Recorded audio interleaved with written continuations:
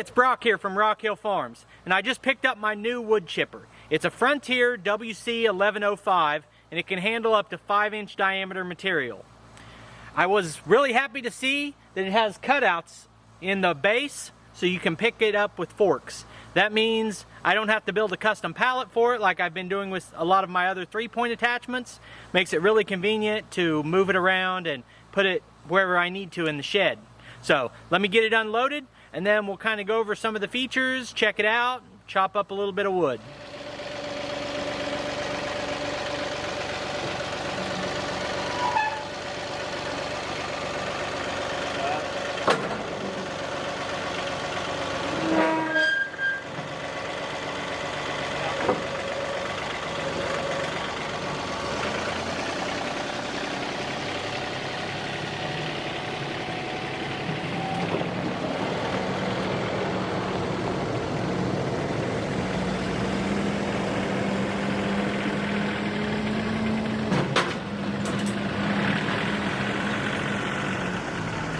Alright, well I was pretty sure this was quick hitch compatible, but it's not. These pins are way too wide. I even put the bushings on, and those will have to come off. This is kind of a cool design on the top pin that I hadn't seen. I don't know, it may be common, but I just haven't had it on any of mine. The end swivels out rather than having a pin that goes through it. So, alright, so I'll go ahead and pull the eye match off and then get backed up to this.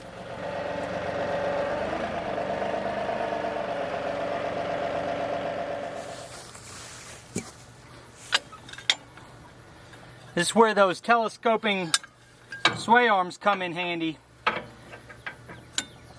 Although even extending those, I'm still just a tiny bit too far forward. It's like about a ½ inch.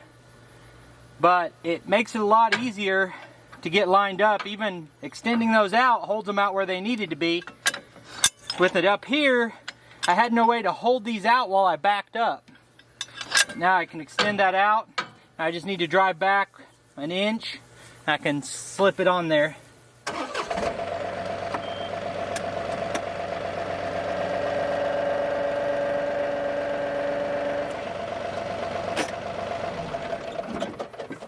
Having these adjustable arms basically just means you don't have to be as precise when you're lining the tractor up with the implement. Alright, and these are the pins that came with the attachment.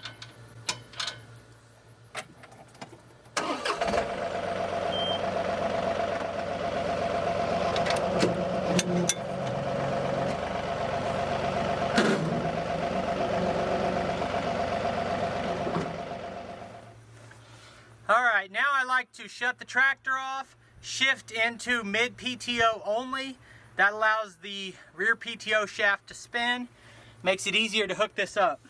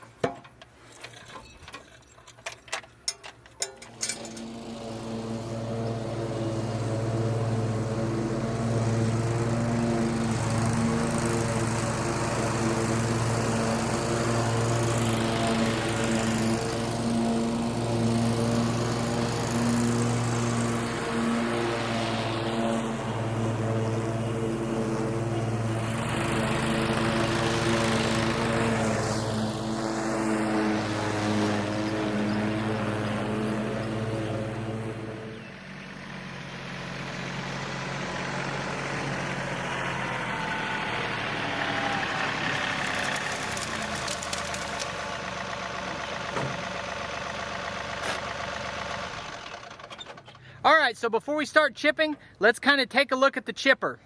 It's an 1105. The 5 means 5-inch diameter.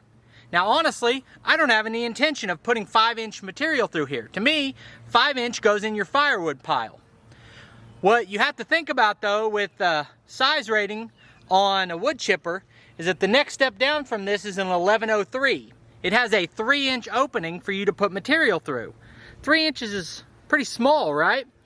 So if you have just normal branches that you trim off that obviously aren't going in the wood pile, but they've got forks in them, you can't get those forks to pull through this very good.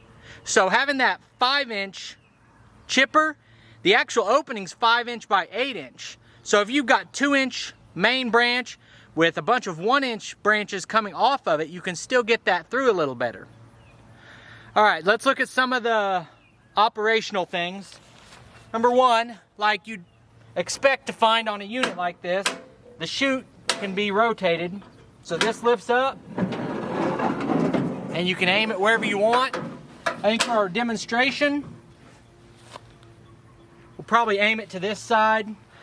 This isn't normally where I'm going to set this up, but for this demonstration, I wanted it to be facing into the sun so you can see what's happening. All right, then I guess next thing we'll do is pull the cover off here and look at how it operates. Everything's really accessible. Just got these straps here. Then you have a spring-loaded tensioner. It's got these 2 giant springs, and then you got 3 belts. So you got your PTO comes down here to a sheave, 3 belts on it.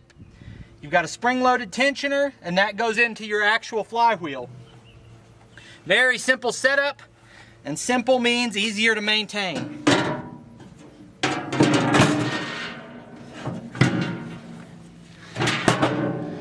Even though that seems like a small thing, I love the idea of the spring-loaded tensioner so that I don't have to adjust belts as they start to wear a little bit or get older. You remove 1 bolt from a cover here, the chute lays down, and you can see the flywheel is right here. It has 4 blades on it that are reversible. And those blades pass in close proximity to an anvil that's mounted right here. This is a 165-pound flywheel. The 1103 chipper has a 65-pound flywheel. And if you think about the momentum of that flywheel, even though it's got a capability of a certain chute size and the material you can cut with it, but if you don't have enough weight in your flywheel, it's not going to have momentum to snap through that. So some of your cheaper units might have a 40, 50, 60-pound flywheel. And I've seen them that have 250-pound flywheels on a PTO chipper. But this one's 165 pounds, which is pretty hefty. So here's the actual chute. We pull up the flaps. Right there you can see the knives and the anvil.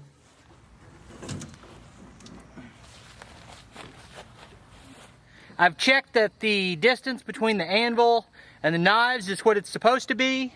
I think I'll aim this chute down. I don't want it to throw it too far. All right, now on my tractor, to run the PTO off the seat, I have to get on it, start it, put it in neutral, put the emergency brake on, and then hold down the PTO button until it says on the dash, exit seat. As soon as I exit the seat, it says stationary PTO activated. So I'll go ahead and get that going real quick.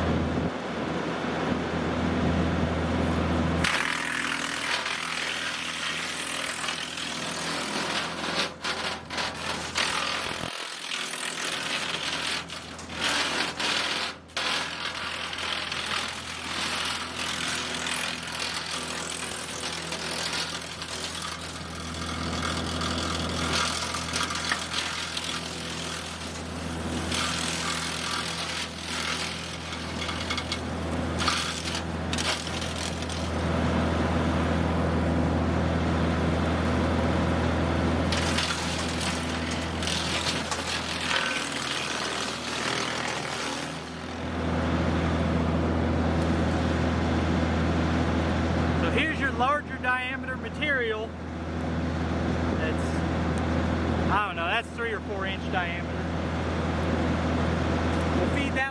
We'll feed the smaller one through, then that larger one.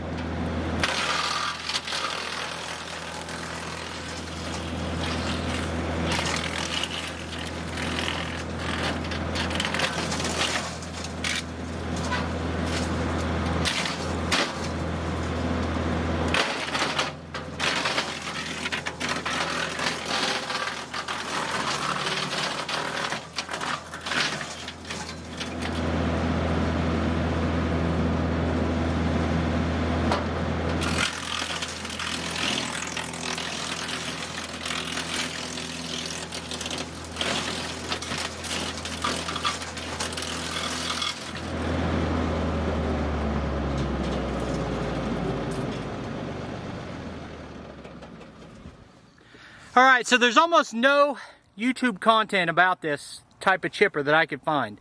Very, very little information. So, one thing I was concerned about was the size of the chips. And that's a great size to me. Those are 1 inch, 2 inch, 3 inch, kind of a variety of sizes.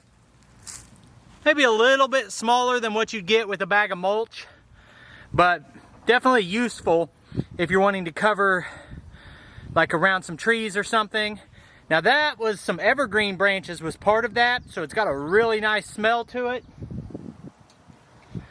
To really operate this, I want a face shield, gloves, and be more set up. I've got to go right now, take a shower, and we're gone for the weekend. But on Monday, my projects include cleaning up this whole wood yard and seeing how far I can work into this giant brush pile. I've also got 2 trees down at the other end of the property that I need to drag up here, cut up for firewood, and run through the chipper. Alright, so I don't know if I said it earlier, but the tractor horsepower required to run this is between 25 and 85. So I'm towards the lower end, and it would be just fine to run it if I ever get a bigger tractor. I also am considering the possibility of setting up the Model A to run this. And next week, in addition to putting this thing through its paces, I've also got my new carburetor for the Model A. So I've got a lot of things coming up on the channel that I'm excited about. But for today, I just appreciate you taking time to watch this video. Just a minute, you'll see links on the screen to a couple more of our videos, and I'll see you next time.